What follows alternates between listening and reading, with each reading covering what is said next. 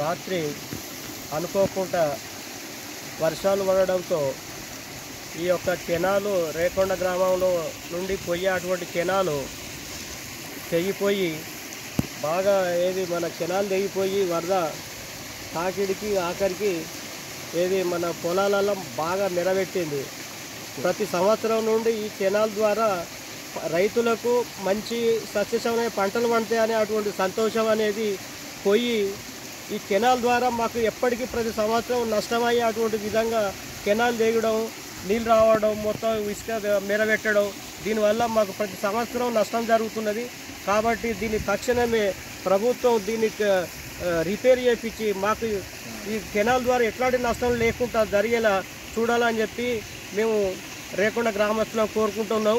అదేవిధంగా మాకు ఈ కాల్వాటులు కానీ ఈ రోడ్ల పండు ఉండే అటువంటి ఎక్కడెక్కడికెళ్ళి వచ్చేటువంటి వరదలకు కానీ నీళ్ళు వచ్చి రోడ్లు తెగిపోవడం, కెనాల్లో వచ్చి కెనాల్ తెగిపోవడం, దానివల్ల వందల ఎకరాల అటువంటి పంట నష్టం మాకు జరుగుతున్నది.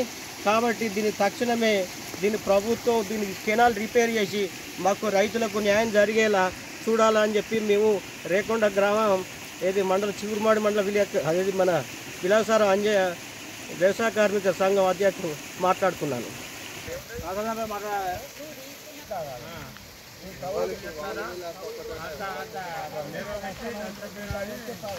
మిస్టేక్ ఉంది చూడు.